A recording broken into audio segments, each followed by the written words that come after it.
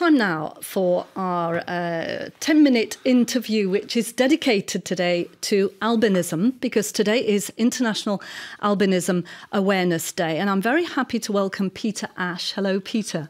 Thanks. You are founder and CEO of Under the Sun, a non-profit that works in and around the issue of albinism. It's a Canadian NGO. I understand you also have offices in Dar es Salaam, so we'll be talking, I'm sure, also about Tanzania.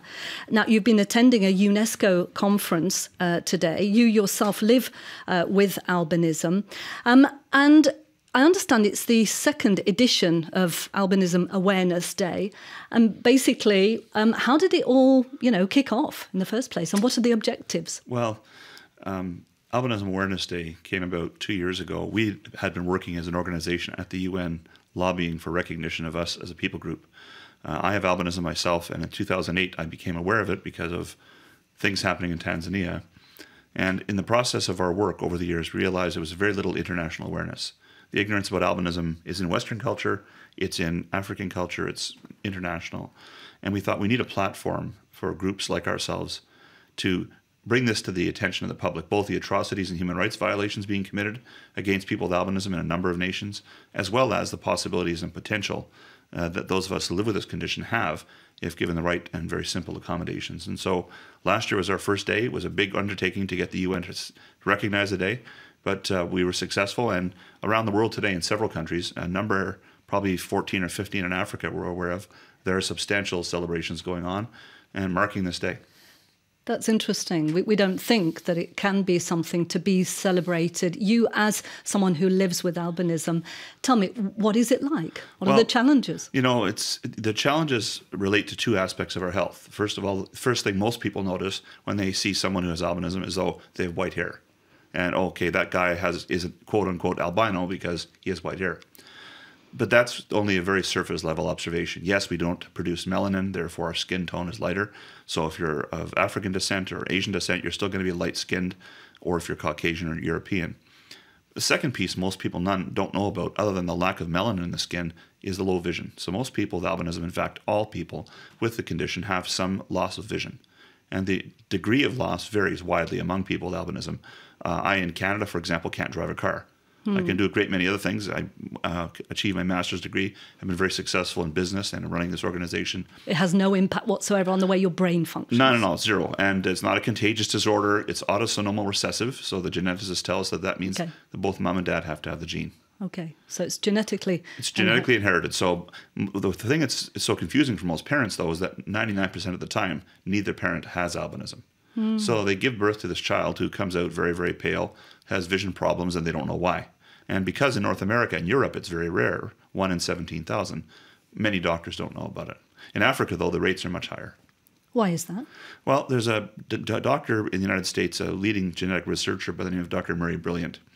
And he has established a paper which lays out the founder's effect. And how that establishes itself is that whenever a genetic mutation occurs in a specific part of the world, and so he was able to look at the genetic markers on the identified gene for the prominent types of albinism, and through what they call the genetic clock, go backwards. And he determined that about 2,500 years ago, albinism first occurred in East Africa.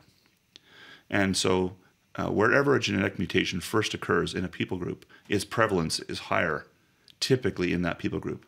Add to the fact that that group in Eastern Africa tends to be more homogeneous, less transient, there's less intermarriage with other races typically, and you have a higher concentration in the gene pool, to the point where in Tanzania, there's 1 in 1,400 people who have albinism, which is extremely high. In most African countries, it'll range between 1 in 2,000 and 1 in 5,000. Now, you have said, talked about the atrocities, the human rights abuses. Let's talk about Tanzania, since you have a lot of knowledge about that particular country. 1 in 1,400 people living with albinism, and what are the real horrible challenges that they are facing? Well, Under the Same Sun has been working in Tanzania since 2008. And when I first went there, it struck me, as a Canadian living with albinism, yes, I had challenges in school, I had some stigma, some name-calling, some bullying, but I never had to go to bed at night worrying that someone would break into my house and chop off my arm or chop off my leg and murder me with a machete. And when I heard on the BBC World Service this article by Vicky Ntatema, who was then their bureau chief in Tanzania, revealing an undercover story that witch doctors were selling the body parts of people with albinism in Tanzania, it captured me and it captivated me, in fact, to the point where I'd never been to Africa in my life before. As a Canadian, I said, I have to get on a plane. I have this condition. These are my brothers and sisters with the same genetic condition I have, and see what I can do. And so I flew over there, and I ended up in northwest Tanzania, in the city of Mwanza. And there had been a large number of attacks and killings. And one story hits me quickly, and that is a little boy and a little girl had their sister murdered. So Mariam was murdered. She was a 5-year-old girl. Men broke into their home late at night with machetes and dismembered her to sell her body parts in witchcraft rituals, because they're worth thousands of dollars. Because they believe They believe that if you take the body part of a person with albinism and mix it with other ingredients, it will bring you good luck, wealth, success, even political success in elections. So, of course, in a poor country, people are looking for any opportunity to make a dollar, right? Absolutely. And so that explains the demand for the body parts. What's interesting, though, is that the body parts sell for thousands of dollars. So the people buying the body parts aren't poor at all. They're very wealthy, actually. And so I went and visited and saw the home and saw the murder site and visited with Mariam's parents, who described in horrific detail their daughter's murder. And I realized I had to do something. And so the big issue then was recognizing that people with albinism are human beings.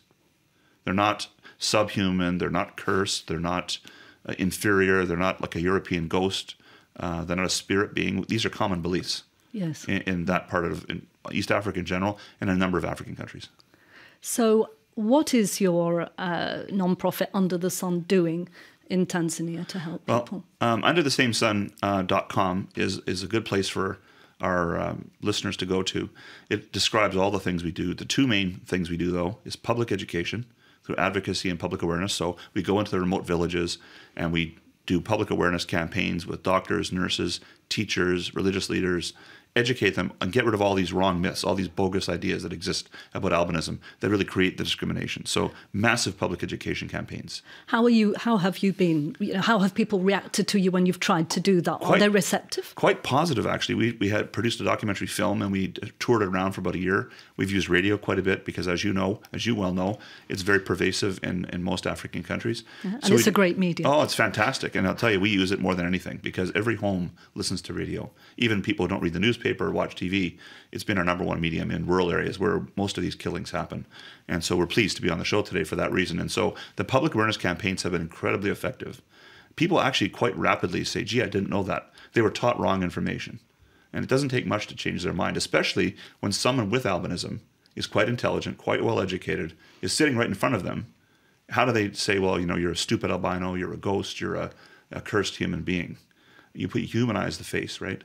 And so our big program is public education. The other one is our own education scholarship program. We take 300 students with albinism who are not attending school or who were in schools for the blind and in high-risk areas where their lives are at risk of being taken and they're at risk of being attacked, and we put them in private English medium schools so they can get the education necessary to go on to university. And that program's been massively successful. We've had 60 students now with albinism in Tanzania go into banks, go into government, go into business. Yeah, they're becoming role models. Exactly. Yeah. And that changes thinking. Like when you go into the bank and your banker, and you go to school and your teacher has albinism, it's going to be hard to say, well, he's a stupid albino. These people are useless. They're accursed. They're not equal to us. They're like dogs. And so changing the face of albinism is the point of International Albinism Day. Now, not so long ago, I read a report saying that attacks against people living with albinism in Malawi were on the increase. Some horrible stories, even about corpses being dug up in graveyards to get the dead people's bones. What's the situation in Tanzania? Is it actually improving? Are the number of attacks going down as well as awareness increasing? But what's the impact on what's actually happening on the ground? Well, there has been 457 documented attacks in 26 African countries thus far, and most of those have been documented in the last 6 or 7 years. And so that's 26 nations in Africa, east, west, south. In Tanzania particularly, of those 456 attacks, we have 161 of those are in Tanzania. So it leads the pack in terms of numbers, but Malawi has been alarming. In the last year alone, we have records of most of these in the last year, 28 attacks and killings in a very short period of time. And so in Tanzania, in answer to your question, the killings were very frequent between 2008 and probably 2013. And we noticed our public awareness campaigns through film, through education, through media, through the efforts in the communities the number of attacks have gone down dramatically in Tanzania. But one just happened a couple of months ago. A baby's body was dug up, and the bones were taken in Tanzania as well. So they still happen, but with less frequency. And now we're trying to get involved in helping out in Malawi. Oh, good. Yeah. So sounds like there's work to be done. There is. Yeah. We met with the association there, and we're looking at putting together an education campaign, hopefully in the fall in that country as well, with cooperating with the albinism group in that country. Right. So what would be, how do you feel today on this day about raising awareness? Quite optimistic about the future? I do. I believe that people with albinism have a bright future. I believe there's huge opportunity. I have a dream one day that people with albinism will take their rightful place in every level of society, and that days of discrimination will one day be a faint memory.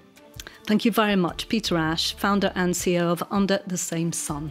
Thank you very much for speaking to us today on RFI.